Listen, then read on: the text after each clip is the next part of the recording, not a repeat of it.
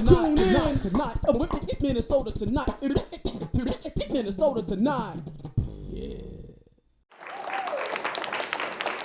Hello, welcome. We are here with Tamim Saidi, board member of the Islamic Resource Group of Minnesota. Also, pharmacist, correct. Thank you so much for coming on the show to talk about Islamophobia. So as both you are a practicing Muslim, correct, and a pharmacist, have you discovered a pill or something that you can give people so like they would not do that at all? Just like Islamophobia away or something? Right, like anti-Islamophobia.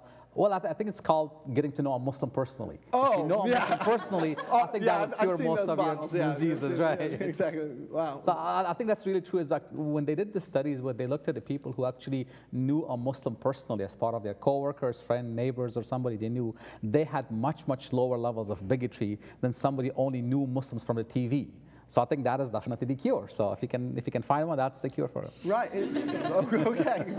You don't want to search too hard. You don't want to, exactly. You don't want to make it hard. Right. Exactly. So you have lived in Minnesota since 1990. Excellent. And so when over the years, over the 20 some odd years that you've been here, have you seen a difference in the way that the Muslim community has been treated at all, or a rise recently in like Islamophobic sentiment? Yeah, I think definitely it was much more difficult right after September 11, 2001. For those about a year or so, it was very difficult. And actually the levels came down. But this last year, 2015, has been one of the most difficult years for American Muslims. The one reason, of course, being we have a crazy group called ISIS, which if you look at when Al-Qaeda considers ISIS to be psycho, you can tell how psycho they really are, right? So Al-Qaeda leader calls them that this group is a psycho group, watch out for them. So you can tell really how psycho they are. The second thing is that we are in an election season, which there are certain candidates, which I'm sure you all know who they are. I don't know any of them.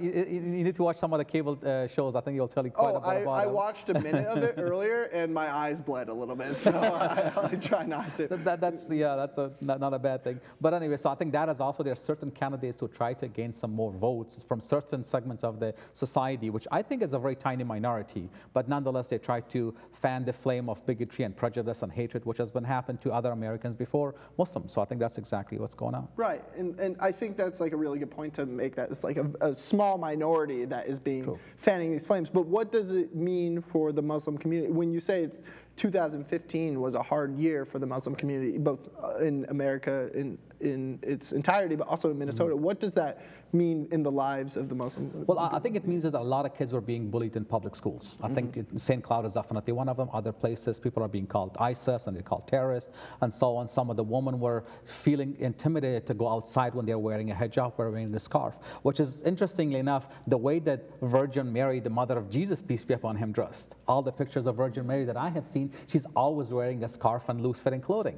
So a lot of Muslim women have felt intimidated to go out with a hijab, with a scarf to go out. There's been a lot of name-calling, and there's some incidences in St. Cloud. There was something here not too far from here in Coon Rapids that there was a Muslim lady in one of the Applebee's that somebody, when she was speaking her native tongue with her family, and somebody came and smashed a beer mug on her face. She actually got a cut. She had to go to the ER. And of course, there was some charges about that. So there's been a lot of stuff like that going on, which the Muslim community is definitely feeling the tension for this. Wow. So it's been difficult for sure. And so how does the Muslim community, when it's, the fear is palpable within the community and the rhetoric from the other groups and other small minorities, but that are clearly anti-Muslim, how does the Muslim community, in your experience, respond to that kind of? Well, I think that response is diverse. Some people actually have gone in hiding. They try not to go out very much, not to show that they are Muslims, but some people are more vocal. They're speaking out more, they're inviting more their neighbors.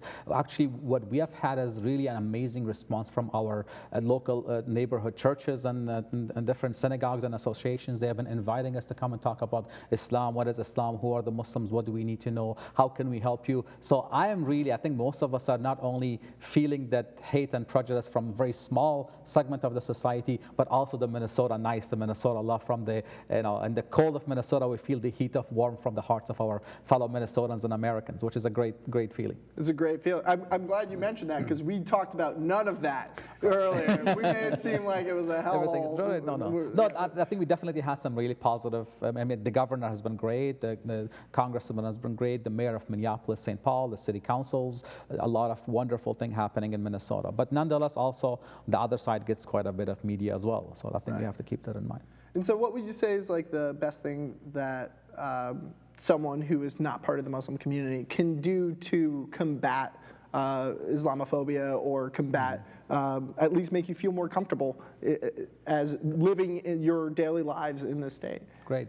Great question. So some of the things that they can do, like what our local churches did, if you're part of either a religious organization or civic organization, email me, invite somebody from your local neighborhood, a Muslim, to come and speak about Islam, tell you who they are, what they are. I think it's really important to make sure to treat each other as humans and not to dehumanize each other. I think when that happens, that becomes really one of the worst things that happens. At the end, these people are those other people. So we have to make sure to get to know each other as friends and neighbors and as fellow human beings and fellow Americans and fellow Minnesotans. I think that is one of the biggest things.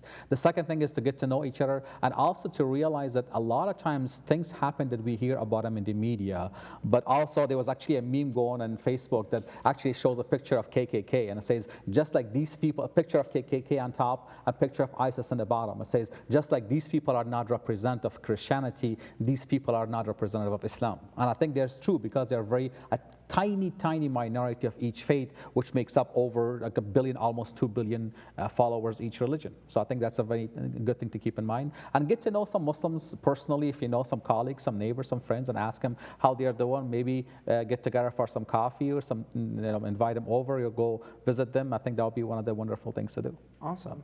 So my last question is, are you free this weekend? Actually, I have to work this weekend. Oh, okay. It's okay. Another weekend. Everybody, Tamim Saidi. Thank you, everybody. Board member of the Islamic Resource Group. Thank you very much.